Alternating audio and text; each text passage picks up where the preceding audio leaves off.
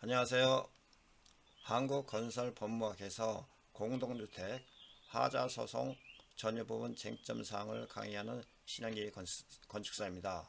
오늘 강의는 서울중앙지방법원 감정실무기준에 의해 공동주택법 제36조와 37조 건축공사 표준시방서를 비례해가면서 강의하도록 하겠습니다. 저는 야후 종합건축사 사무소를 운영하고 있으며 건축사와 건축시공기술사 법학박사를 소지하고 있습니다. 법학박사는 건설공사대금 보증제도 개선 방안으로 2015년도에 학위를 받았습니다. 첫 번째 시간으로 첫 번째 내용은 각 세대 대피공간 출입문 도화 체크 미시공 항목에 대해서 이 현황은 각 세대 대피공간의 도어 체크가 설계 기준에서 정한 품질 기준과 달리 미시공된 사항으로 화재 발생 및 비상상황 시 개표 불량에 따른 2차적인 안전사고가 발생되는 사항입니다. 이는 시공사에서 시공비 절감, 시공 편의성 등을 이유로 미시공한 것으로 기능상 지장을 초래하고 설계 기준에서 정한 성상을 갖추지 못하여 품질을 하락시킨 때문에 적절한 보수와 대책을 요구하고 있습니다. 피난 대피 공간은 방화형 도화 체크, 내화형 도화 체크, 일반형 도화 체크를 설치가 될 수 있으나 설계 도면상에 정확하게 명기가 표시되지 않습니다. 또한 어떤 규정에는 도화 체크를 설치할 수도 있고 안 할 수도 있기 때문에 상당히 애매한데 어쨌든 간에 방화문이기 때문에 방화형 도화 체크를 설치를 해야 합니다. 그러면 도화 체크는 세 가지 종류가 있는데 그 중에 방화형 도화 체크는 문을 90도 연 상태에서 문을 놨을 때 문이 고정되어 있다가 화재가 났을 경우에는 문이 자동으로 닫혔을 경우에는 방화형 도화 체크고, 내화형 도화 체크는 문을 90도로 열었을 때 고정되어 있지 않고 불이 났을 때도 자동으로 닫힙니다. 그러나 일반용 도화 체크는 문을 90도로 열었을 때 고정되지도 않을 뿐더러 화재가 났을 경우에는 도화 체크가 타깃서 문이 닫히지 않습니다. 그렇기 때문에 방화형 도화 체크에는 방화형 도화 체크, 내화형 도화 체크, 일반형 도화 체크를 정확하게 명기를 해야 합니다. 관련 기준은 방화구역으로 사용하는 제26조에 따른 각종 방화문은 언제나 닫힌 상태를 유지하거나 화재로 인한 연기, 온도, 불꽃 등을 가장 신속하게 감지하여 자동적으로 닫히는 구조로 해야 합니다. 아파트 방화문 시험에는 현관 출입문과 피난기구와 그 다음에 비상계단 정도 이렇게 세 가지를 하는데 거기에 꼭 피난 대피공간 방화문이 들어가기 때문에 적게 사용하더라도 면밀하게 시공을 해야 합니다. 각 세대 완강기 사용에 대해서는 피난기구를 설치한 장소에는 보기 쉬운 곳에 완강기를 설치를 해야 합니다. 완강기의 종류는 크게 노유자 시설, 의료 시설, 다중 이용 시설, 그 밖의 시설로 구분이 되며 노유자 시설과 의료 시설에는 완강기를 설치하지 않습니다. 그렇지만 다중 이용 업소에서는 2층 이상의 완강기를 설치를 해야 합니다. 그 밖의 구조에서는 3층서부터 10층 이하의 완강기를 설치를 해야 하는데, 완강기 설치 기준을 잘못 알고 계신 것은 건물의 층수가 높다면 반드시 설치해야 하는 게 아니라 이는 잘못된 것으로 완강기는 2층 이상 10층 이하에 사용하며 건물 시설을 따라 설치를 해야 합니다. 노유자 시설, 의료시설, 근린생활시설 중 입원실이 있는 의원, 접거론, 조산원과 같이 완강기 이용이 불가능한 대상자들이 주요 이용하는 건물에서는 건물의 층수와 관계없이 완강기 설치 기준이 존재하지 않습니다. 대신 피난료와 승강식 피난기 등을 활용해야 합니다. 그러나 다중이용업소의 영업장 위치가 4층 이하인 경우에는 2층에서부터 4층 모두 완강기를 설치해야 합니다. 그러므로 아파트는 3층서부터 10층까지 완강기를 이용하게 되며 11층부터는 완강기를 설치하지 않아도 됩니다. 세 번째는 각 세대 싱크대 하부에 온수 분배기가 있는데, 온수 분배기 안에 보온재를 시공을 하지 않는 경우가 있습니다. 본 화면과 같이 설계 도면에 서프라이, 공급 간의 보온재를 OT를 하게끔 되어 있습니다. 분배기에는 공급관과 환수관이 있는데 공급 간 서프라이만 보온제를 하는 거지 리턴 간에는 보온제를 하지 않습니다. 각 세대 온수 분배기 관 보온제 미시공된 상으로 이는 엑셀5 간 온수 공급 시 과열로 인한 배관 파손, 누수 등 유지관리 지장을 초래하며 시공사가 공사비 절감을 위해 임의로 축소 시공한 것으로 판단됩니다. 따라서 설계도서의 기준을 충족시공하여 기능상 지장을 초래하고 설계도서에서 정한 성질이나 성상을 갖추지 못하여 품질을 하락시킨 피해에 대한 적절한 보수와 대책이 요구됩니다. 반드시 중요한 것은 분배기에는 서프라이, 리턴이 있습니다. 공급 간에만 OT 보온제를 하면 되지 환수 간에는 하지 않아도 됩니다. 각 세대 욕실 천장 내 배관 관통부 방화구의 일부 미시공 부분이 있습니다. 화장실 천정 점검구를 이렇게 열어서 이렇게 보다 보면은 비트도 있고 배관이 벽면으로 뚫고 지나가는 경우들이 있는데 상당 부분 비트 주위에 몰탈 체험을 미시공하거나 배관 관통부에 방화구인 경우에는 거기에 좀 반드시 충진을 해야 되는데 충진을 하지 않는 경우들이 더러 있습니다. 꼭 반드시 시공을 해야 될 것 같습니다.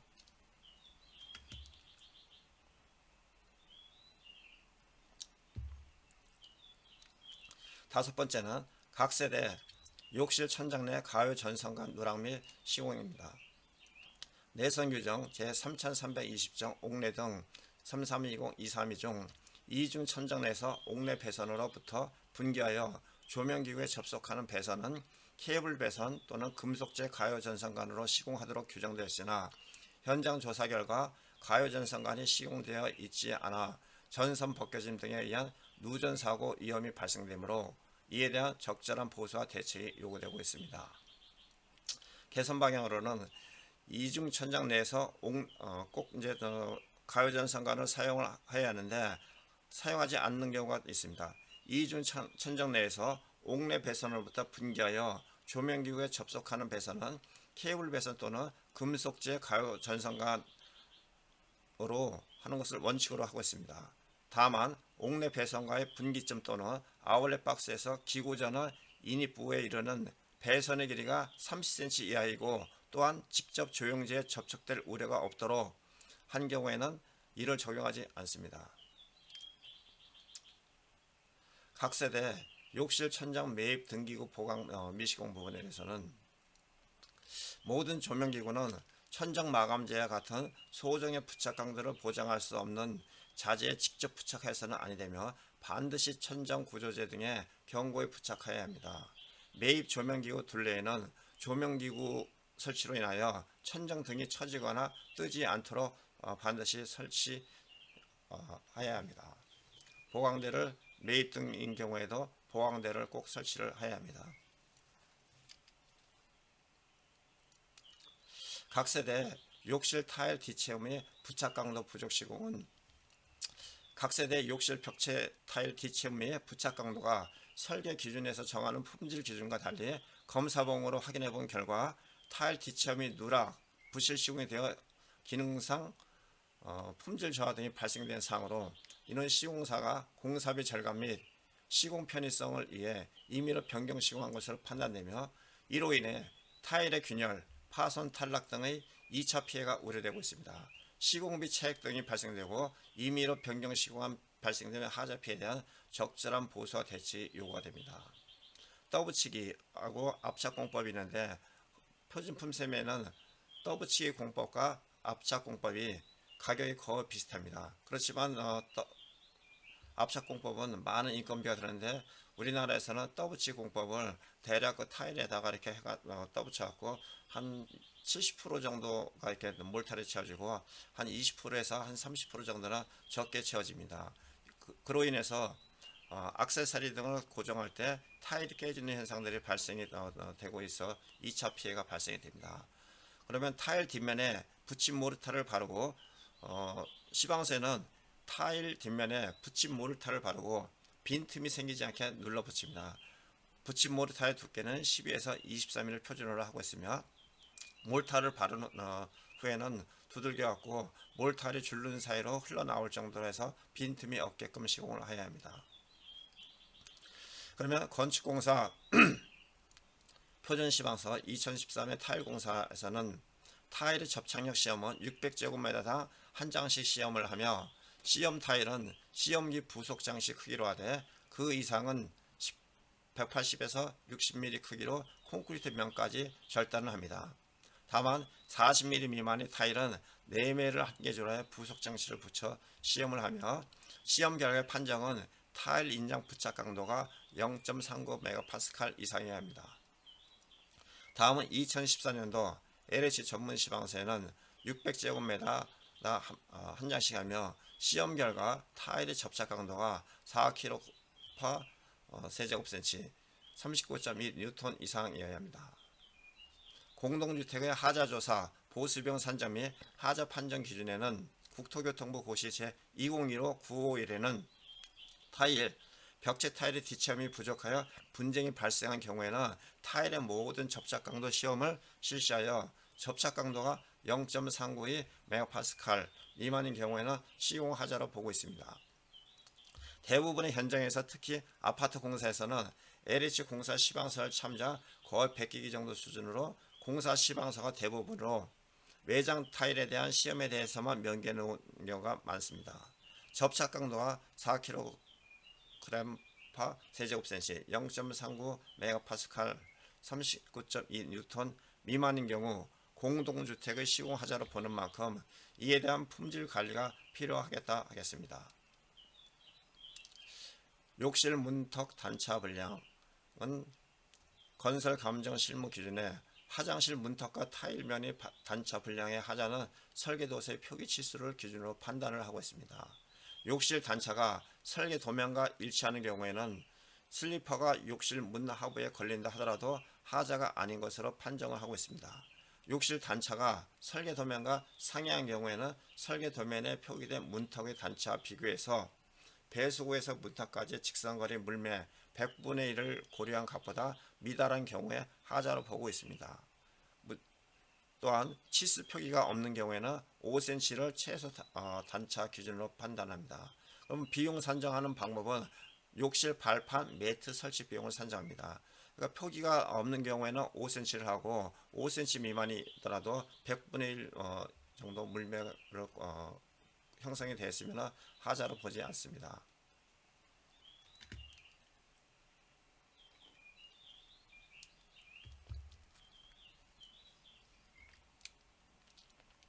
좀 전에 타일 DCM 부족에서는 DCM 부족을 해소하기 위해서는 타일을 철거하고 재시공해야만 하는데 이런 경우는 하자가 중요하지 아니하고 그 보수에 과다한 비용을 요하는 경우에 해당되며 하자로 인한 손해 즉 하자 없이 시공하였을 경우에 시공 비용과 하자 있는 상태대로의 시공 비용의 차액을 산정을 합니다.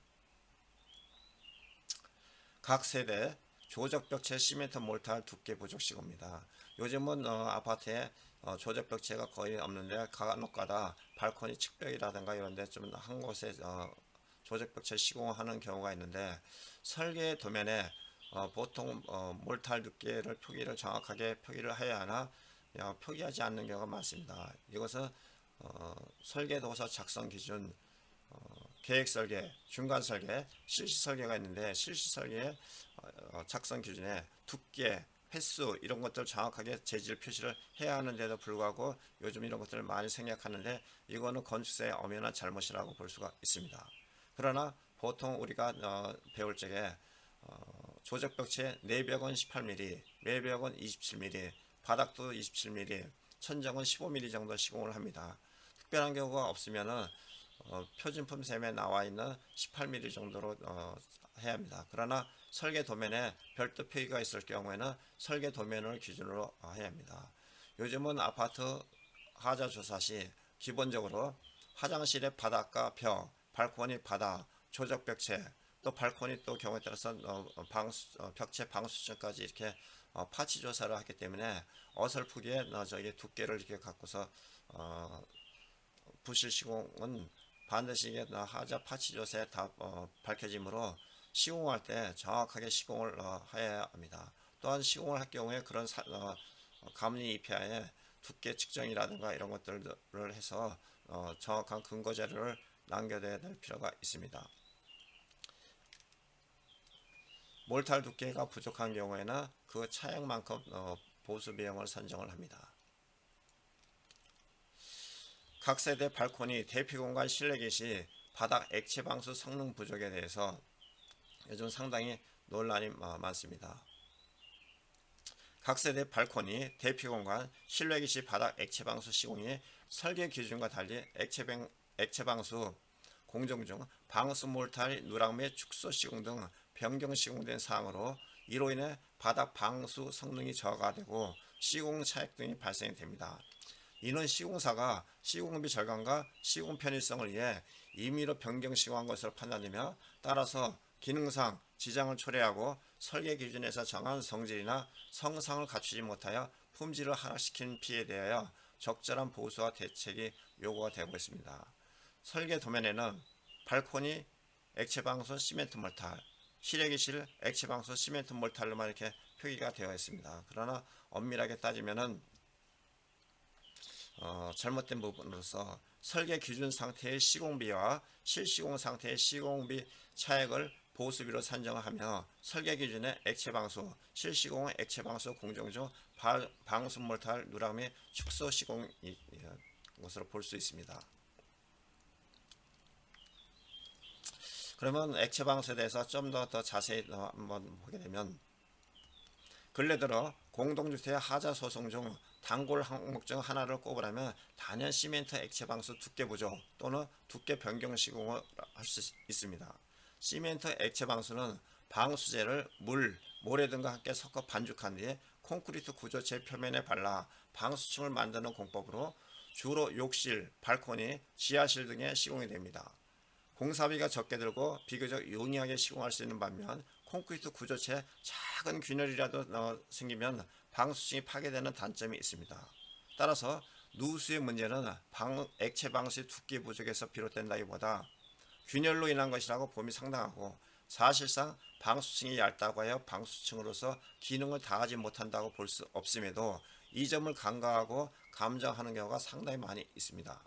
통상적으로 감정인은 샘플 조사를 통해 시멘트 액체 방수 두께를 확인하기 때문에 샘플 두께가 전체 보수비를 좌우한다고 볼 수 있습니다. 문제는 감정인들이 감정 기준으로 삼은 액체 방수의 두께에 따라 보수비가 수천만 원에서 수십억에 이른다는 점입니다.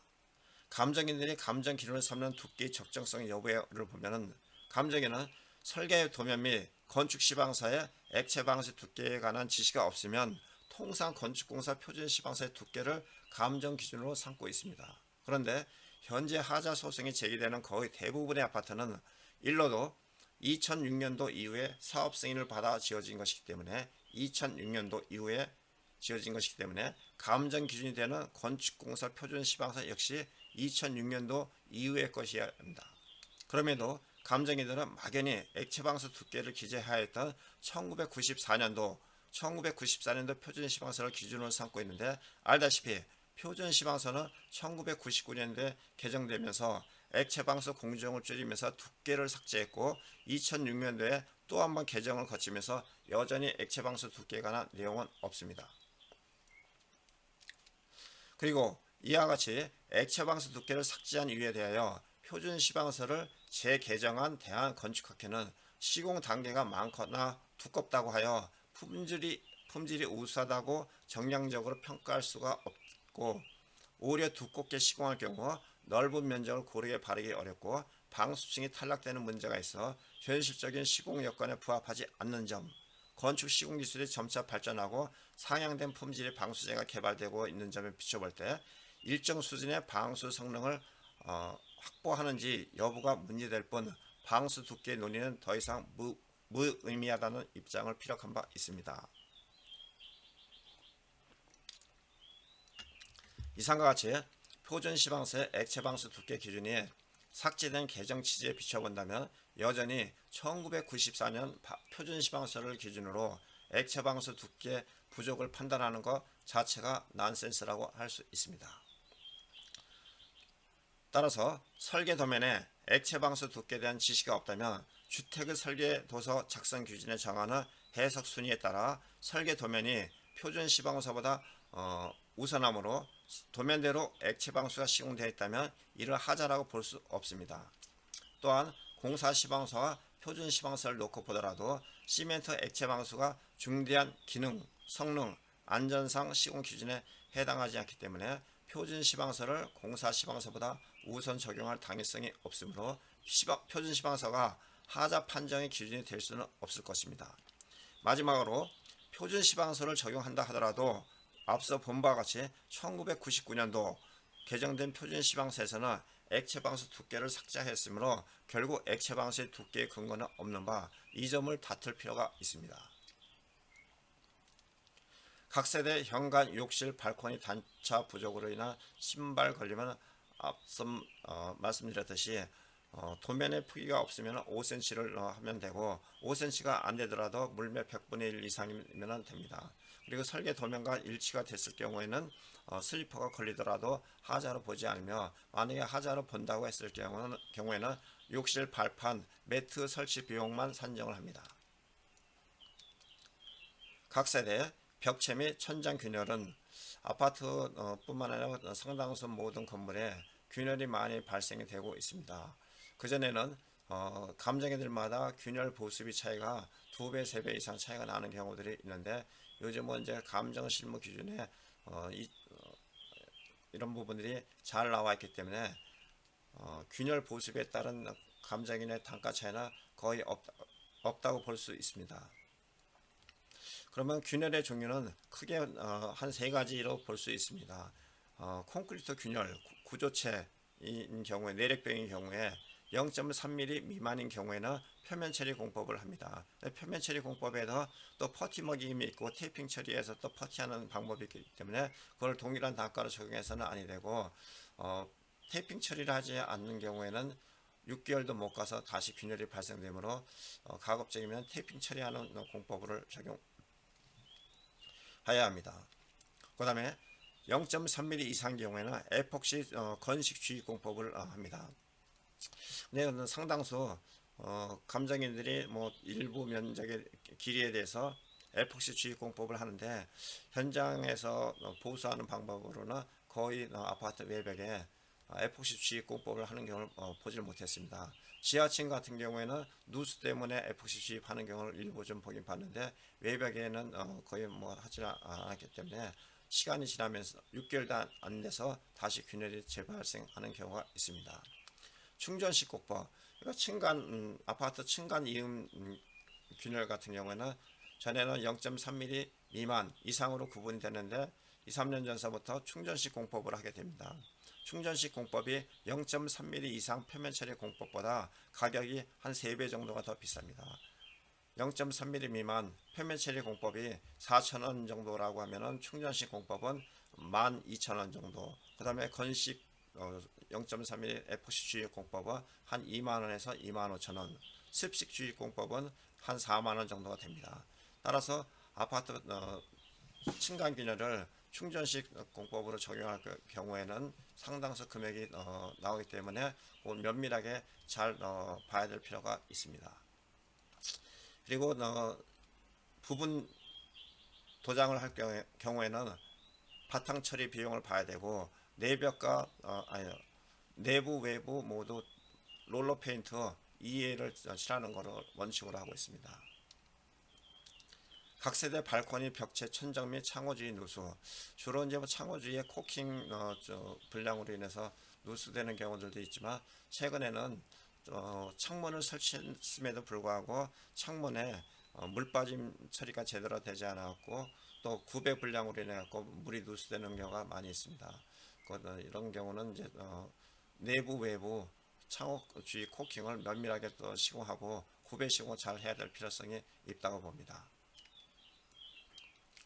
각 세대 주방 싱크대 하부 내부 누수인 경우에는 싱크대인 경우는 싱크대 상판 주위에서 누수되는 경우하고 밑에 트랩 배수구 주위에서 누수가 되는 경우들이 있습니다. 그렇게 많이 발생은 되지 않지만 가끔가다 이렇게 되는 경우가 있고 최근에는 악취가 상당히 많이 나는 경우들이 있습니다. 그리고 그 악취가 발생되지 않도록 트랩 시공을 면밀하게 잘 해야 될 필요성이 있습니다. 각 세대 스프링클러 배관에 누수가 되는 경우가 종종 발생되고 있는데, 얼마 전까지만 해도 LH에서 조금 더 스프링클러를 고급화시킨다고 해가지고 동파이프 시공을 한 경우들이 많이 있습니다. 그 동파이프가 보통 한 3년, 5년 정도 지나면 그 안에 침전물과 동파이프하고 접하면서 그 안에서 부식 현상이 발생이 됩니다. 부식 현상이 발생을 해서 동파이프가 취약한 부위를 통해 갖고 구멍이 나는 경우들이 있는데, 예를 들어 한 350세대 정도 된다고 하면은 한 1년 정도, 한 3년 정도쯤 지났을 때 한 100여 세대가 발생이 되면서 계속 발생이 되는 경우가 많은데, 이것을 보수하는 방법도 전체 세대 천정을 다 뜯고 하는 방법도 있지만 부분적으로 보수하는 방법도 있습니다. 그러나 이제 이게 아직 정착이 잘 안 돼서 그런데, 우리가 공동주택 물탱크 같은 경우에는 1년에 2번 정도 물탱크 청소를 합니다.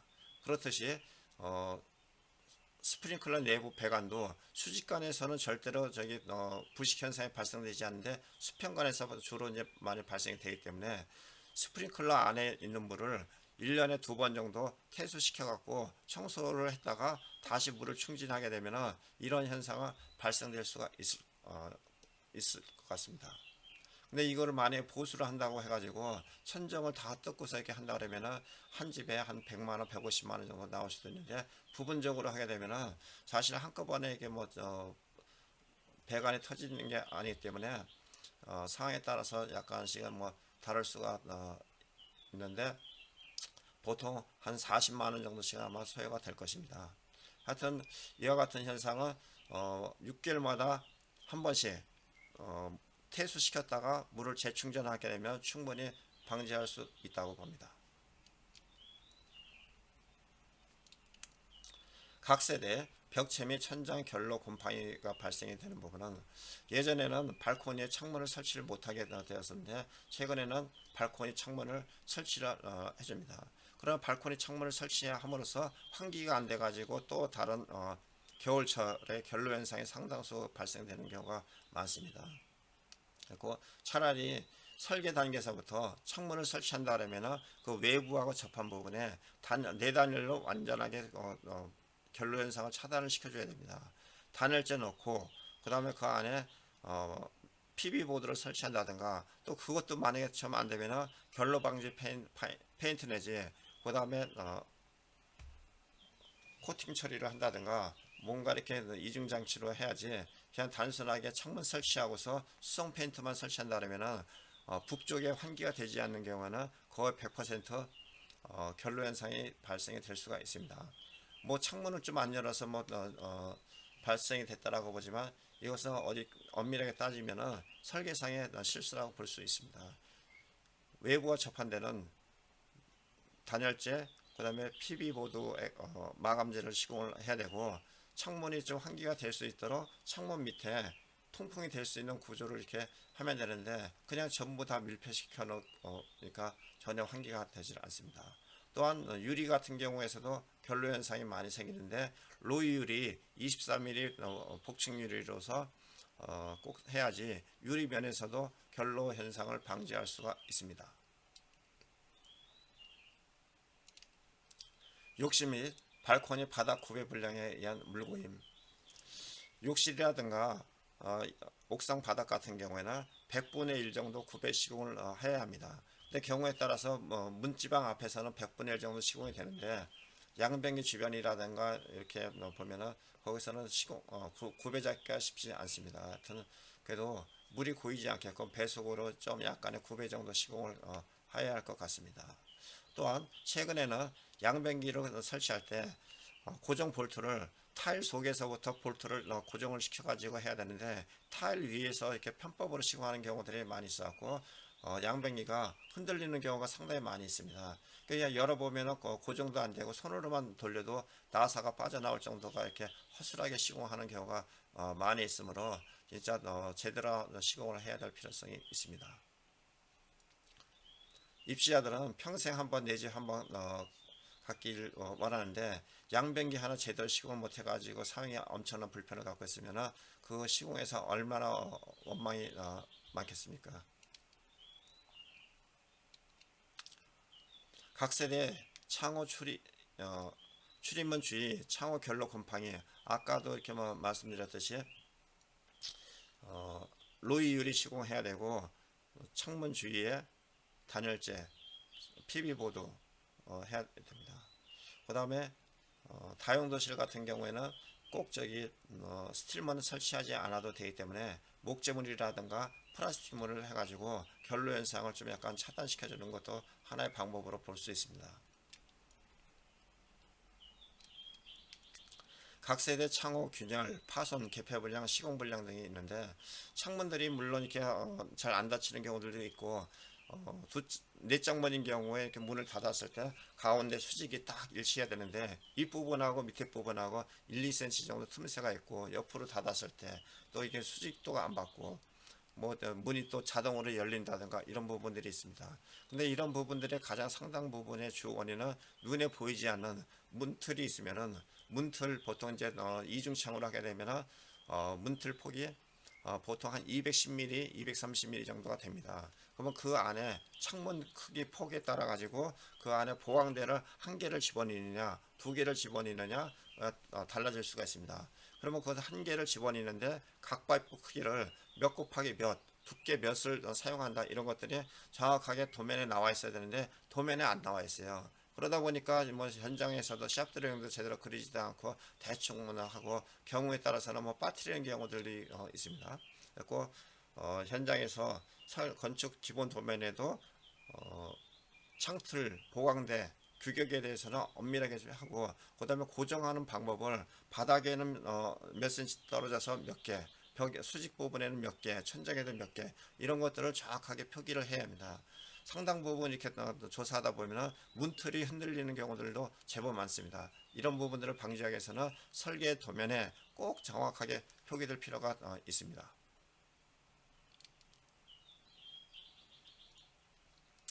각 세대 발코니 도장 방리 방라. 발코니에 특별하게 표기 없는 경우에는 거의 상당 부분이 수성 페인트로 이렇게 칠하고 맙니다. 수성 페인트.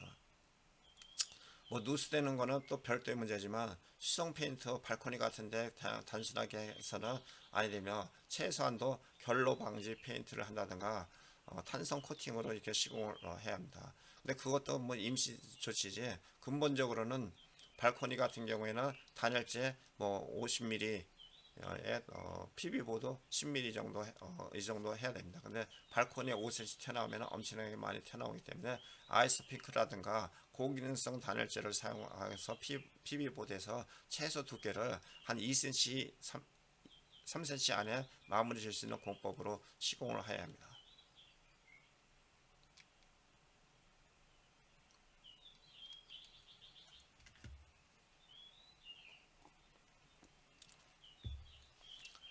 화장실에 액세서리 종류가 몇 가지가 있습니다.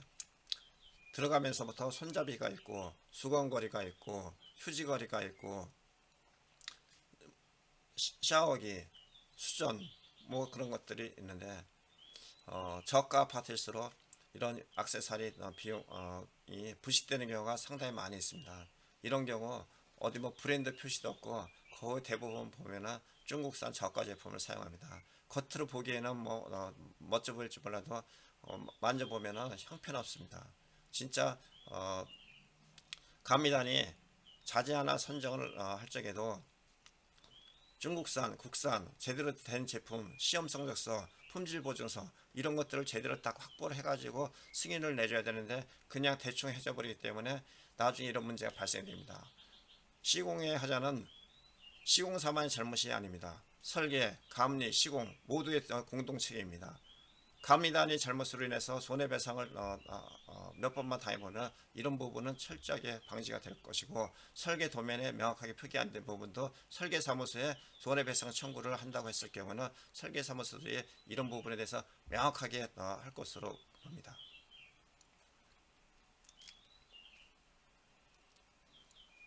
거실 바닥 마감재는 온돌마루, 뭐 강마루, 강화마루, 뭐 여러 가지 종류가 있는데, 강화마루하고 강마루의 차이점은, 강화마루는 들뜬공법이고 강마루는 몰탈의 본드 접합공법입니다.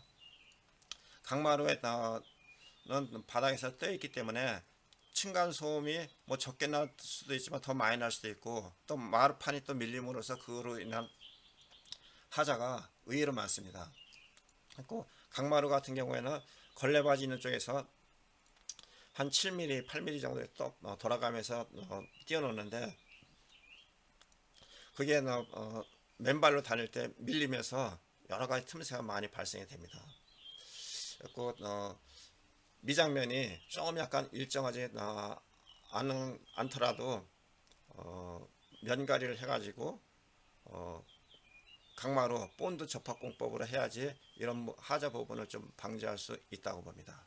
그리고 설계 도면상 모델하우스의 어떤 회사 제품, 중국산 제품은 진짜 국산에 비해서 한 반값 정도도 안 되는데, 겉으로 봐서는 이렇게 잘 모르지만 2, 3년 지나면 확 표시가 납니다. 이런 것들도 어느 회사 제품 모델명까지 정확하게 설계 도면상에 표기를 하고, 그런 제품이 실질적으로 써졌는지 그런 것들을 확인할 수 있게끔 다 근거 자료를 만들어 놔야 됩니다. 각 세대 걸레바지 몰딩 파손, 최소한도 걸레바지하고 천정의 몰딩 같은 경우에는 중밀도 MDF 제품에 랩핑된 제품을 써야 되는데, 최근에는 뭐 저가용으로 해서 플라스틱 안에 그 비어있는 제품을 이렇게 사용하는 경우가 있습니다.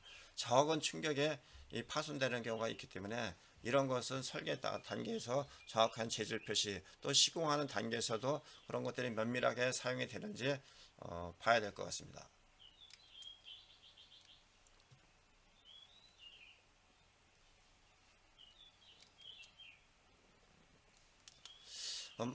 거의 이제 마지막으로 주방 싱크대 하부 마감재 미시공과 걸레바지 고정 물량을 한번 말씀드리도록 하겠습니다. 설계사무소에서 설계를 할 적에 주로 이제 뭐 사업성 검토 위주로 하다 보니까 이런 부분까지 다 발견되지 않는데, 싱크대 하부에 마감재 시공하는 경우가 동일한 마감재를 시공하는 경우가 거의 드뭅니다. 그러면 못할 경우에는 설계 도면상에 뭐 에폭시 건설 감정 실무에도 나와 있습니다. 에폭시 페인트를 한다든가 장판지를 깐다든가 이렇게 하게끔 되어 있는데도 불구하고 아직까지도 설계 도면에 표기가 안 되는 부분들이 많습니다. 최근에 저도 이제 입주하려고 아파트 가봤는데, 그 현장 최근에 짓는 그 유명 브랜드 있는 건설회사인데도 불구하고 아직도 싱크대 밑에 마감재를 시공을 하지 않습니다. 아직 시공회사에서 그런 부분을 잘 느끼질 못하는 것 같은데, 싱크대 하부 마감재 미시공은 100% 미시공으로 보상을 해줘야 됩니다. 그것뿐만 아니라 싱크대 하부 벽체 뒤에 마감재, 뒷부분 거울 뒤라든가 그 다음에 뭐 냉장고 뒤, 가구 뒤에 이런 데들도 정확하게 도면에 표시를 해야 되고, 진짜 그게 필요로 하게 되면은 꼭 도면에 다 특별하게 표기가 없으면은 무조건 다 해야 되는 겁니다. 표기가 있으면은 안 할 수도 있는데, 안 했을 경우는 그런 명분이 다 또 있어야 되고, 그 대체 시공을 해야 합니다. 건설 감정 실무 기준에 싱크대 바닥 하부에는 에폭시 페인트 또는 장판지 마감으로 하도록 되어 있습니다. 근데 나중에 다 되고 나서 이거를 보수를 한다고 했을 때, 시공하는 과정에서 에폭시 페인트라든가 장판지 까는 거는 그렇게 많은 비용과 시간이 소요되지 않습니다. 그런데 나중에 사용하다가 이것을 다시 공사를 한다고 했을 경우에는 그 싱크대 그 좁은 공간에 페인트 칠을 어떻게 할 것이며 장판지를 어떻게 깔겠습니까? 싱크대 드러내고서 다시 시공을 하다 보면 싱크대 하나 드러냈다가 다시 재시공하는데 최소 30만원에서 50만원 정도 소요가 될 수가 있습니다. 마감재 시공 별도라도 일할 때 그거 하게 되면은 15,000원 내지 2만원 정도밖에 안 들어가는 거를 나중에 40만원, 50만원 정도 소요되는 비용이 들어갑니다. 또한 걸레바지도 고정하는 방법이 고정대를 정확하게 설치해서 발로 건드려도 밀리지 않게끔 시공해야 되는데, 살짝만 건드려도 걸레바지가 밀리는 현상이 많이 발생되고 있습니다. 이것도 면밀하게 좀 시공할 필요가 있습니다. 이상으로 한국건설법무학회 첫 번째 공동주택 전유 부분 하자 부분 쟁점 사항에 대해서 강의를 하였습니다.